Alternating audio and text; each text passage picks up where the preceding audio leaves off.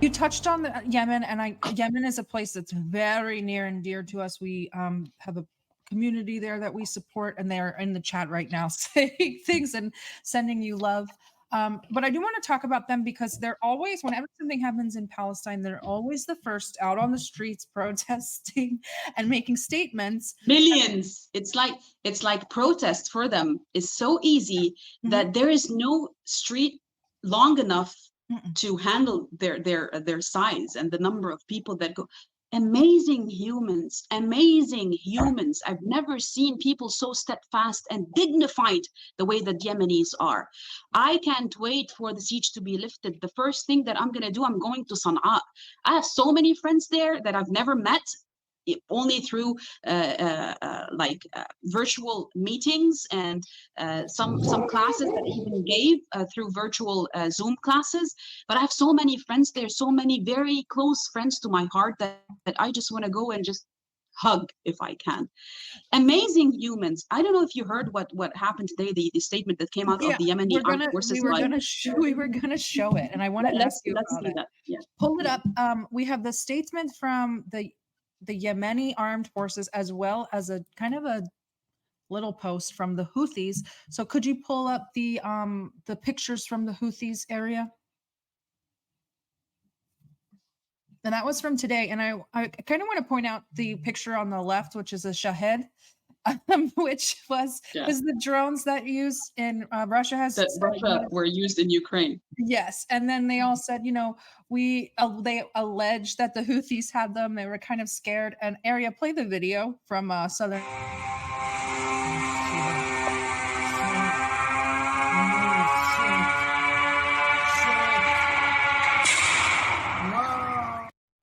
That's the signature sound of the Shahed drone. So we know that the Houthis are active.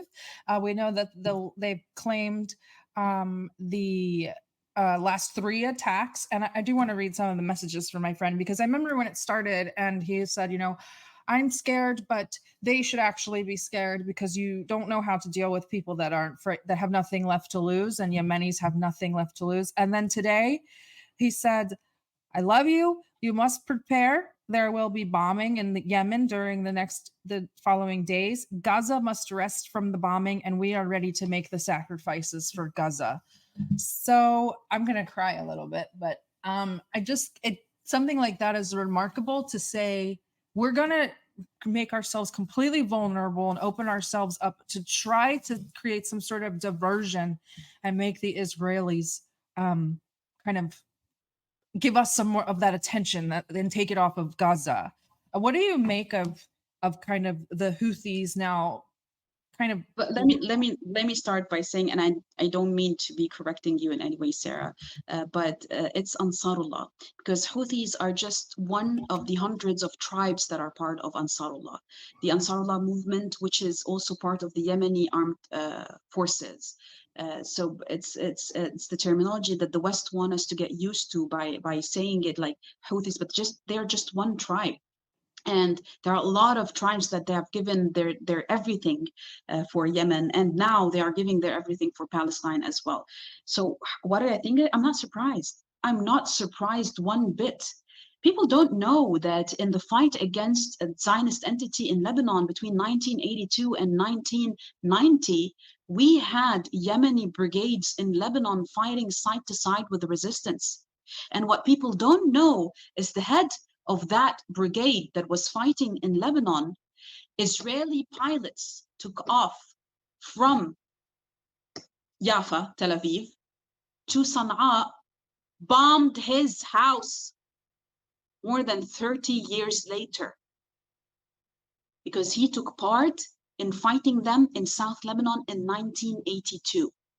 There are reports about it with the names of the leaders and the brigades, and there are also footage and video of them fighting in Lebanon. So it is beyond one history that actually binds us together. It's Islam. It's and the word, when I say the word Islam, I'm not saying it's only about Muslims, because the word Islam literally means man aslama wajhuhu lillah, which means he who have given literally his face, but when it's deeper meaning, it means he who have given his everything to the higher power in the spirit, which means it's not only about being a Muslim who follows Prophet Muhammad, peace be upon him, and his family.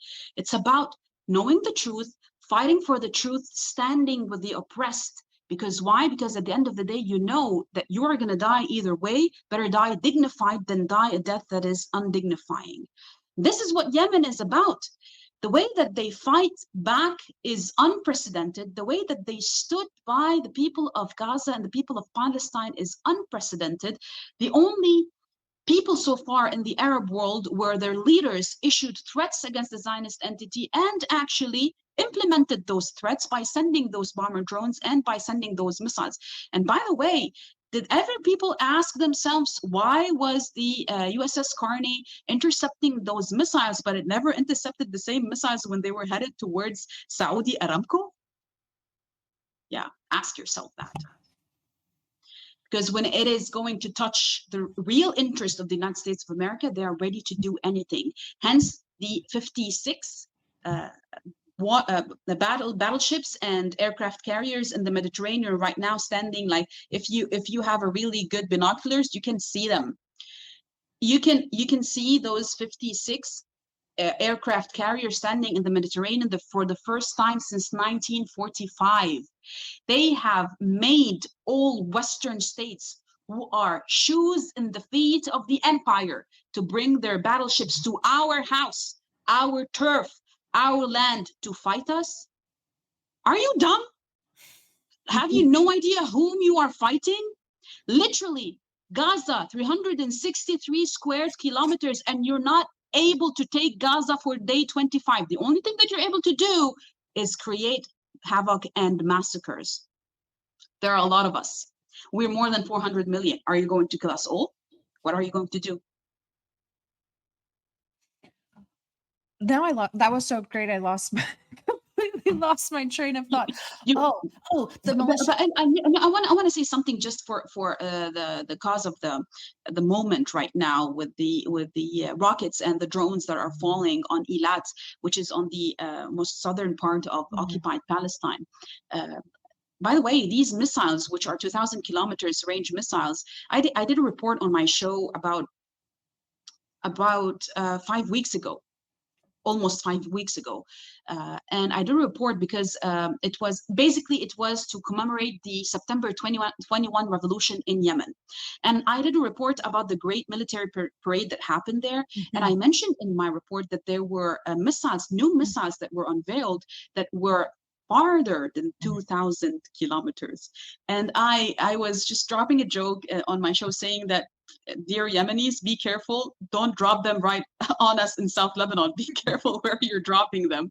If it's more than that, just try to launch them away from Sada. Just go downward in Yemen before launching them. Because it is very, very important to know that Palestine is not alone, and that the Israeli entity does not know from which end the upcoming new strike will come. This factor of a surprise is a very, very important strategy. And I think that the Axis of Resistance has mastered it. I mean, you have the military bases of the US being targeted for now in Syria and Iraq. But we all know, for example, that Bahrain, which is very nearby Yemen, has the US's Fifth Fleet docking in the ports of Bahrain. We have also, for example, in the Red Sea, many sitting ducks that the Yemenis can just target. In the Mediterranean, they think that they are actually scaring us by bringing these 56 aircraft carriers to the coastal line of Palestine and Lebanon. Wallahi, we will have a parade when we see them being fired upon in the sea. We will be dancing in the streets while they rain bombs on us. You know why? Because there's a reason this land is called the land of the phoenix. You know how many times we've risen from under the rubble? You know, the first time I ever saw atrocity, I was 9 years old and watching a TV. We didn't live in Lebanon, but we were on Easter break in Lebanon with my family. and it was April, and 1996 Qana massacre happened. And it was the first time in my life I hear a bullet or a missile, and it was the first time in my life I see a dead body.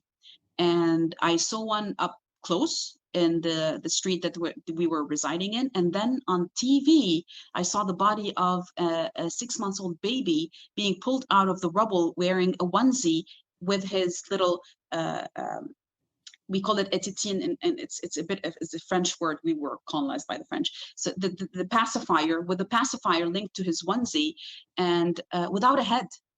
And there's footage of that online, if you don't believe me.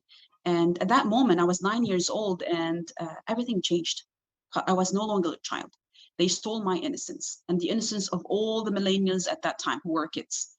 That's what I saw. And then after that, I saw the Mansouri ambulance. You can research Mansouri, Mansouri ambulance, which was hit by the Israelis, and it was carrying wounded civilians, most of whom were children. And I saw a father grabbing his lifeless kid in his hands, and she has no facial expressions because she's full of blood. That was what I was watching as a 9-year-old child. Do you think I will grow up to be a princess? What would I grow up to be? The man behind me in the photo is my father-in-law. He was killed in 1977 when my husband was 5 days old. You think my husband will grow up to love Israel? Israel killed him in 1977, and he was a soldier in the Lebanese army defending his village. My children don't have a grandfather because of the Israeli entity, and you want me to do what? Stand with Israel? I'm going to be civil and not use any profanity, but I'm going to tell you something.